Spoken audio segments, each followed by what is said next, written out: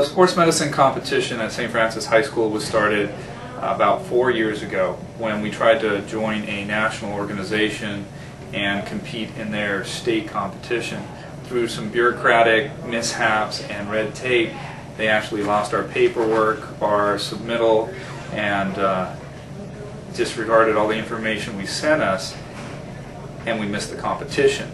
With that, when we brought it to the young men's attention on our campus and said, guys, we missed the competition, it was last weekend, although here's the bill, they were a little disappointed, needless to say, and one of them in the middle of the class looked at me and said, hey coach, or excuse me, hey Mr. Halleck, why don't we do our own competition only on sports medicine?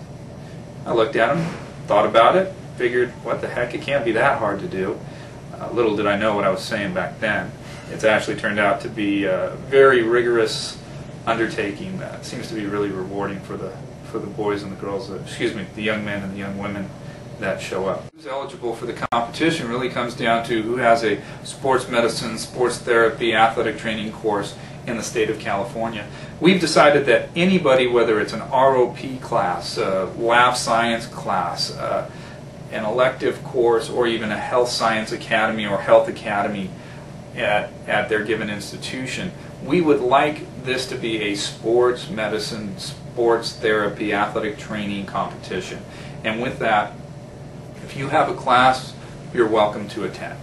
It really comes down to, as long as you've been in a curriculum-based course of some type and you have the desire to come and you have a teacher or a guardian from the school come with you, we're more than welcome to have you on that day, and hopefully you'll have a good time and enjoy the day.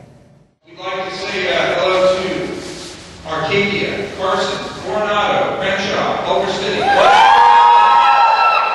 returning champion, Notre Dame High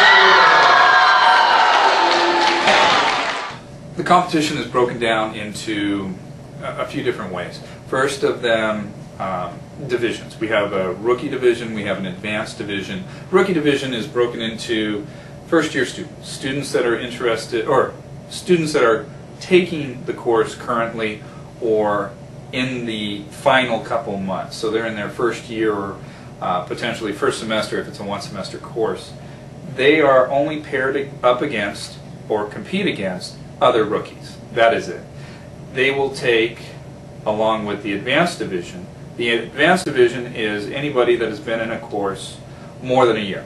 Now that could be in a second course, a third course, or maybe they have volunteered more after their initial year. So they might be volunteering their second year, their third year.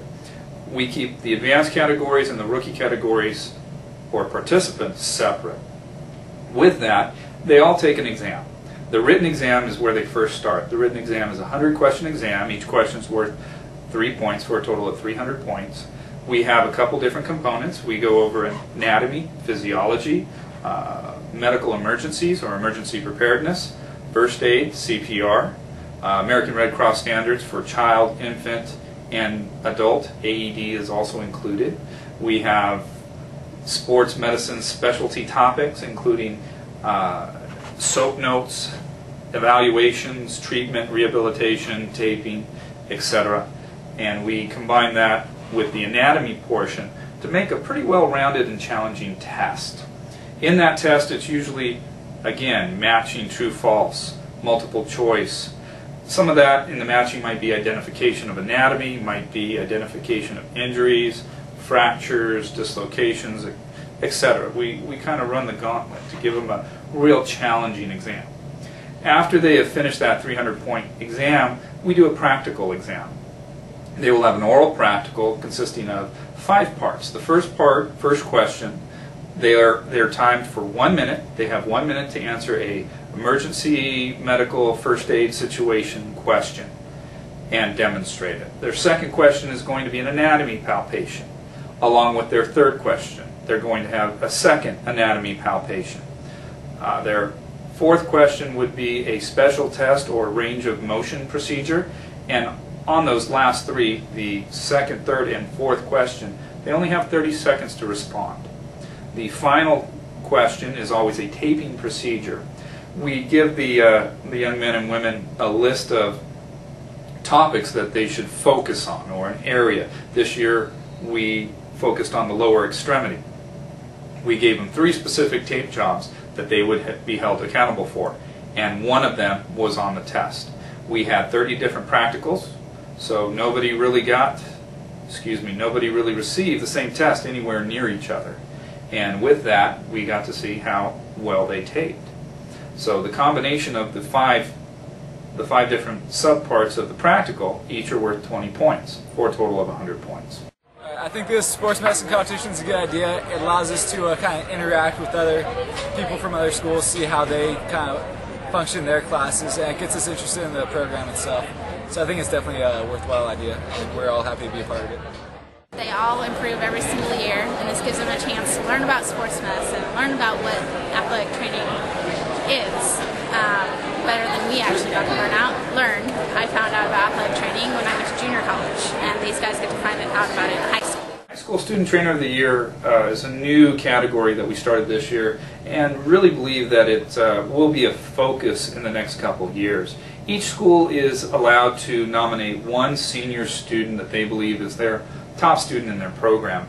With that, they are asked to submit an essay, 2 to 4 pages, with a specific topic stated prior to the competition, and then a portfolio. In that portfolio, they're going to have, for example, a copy of maybe an evaluation they did under the guidance of their ATC, a couple papers that they might have written for their course, a couple other things that we ask for also.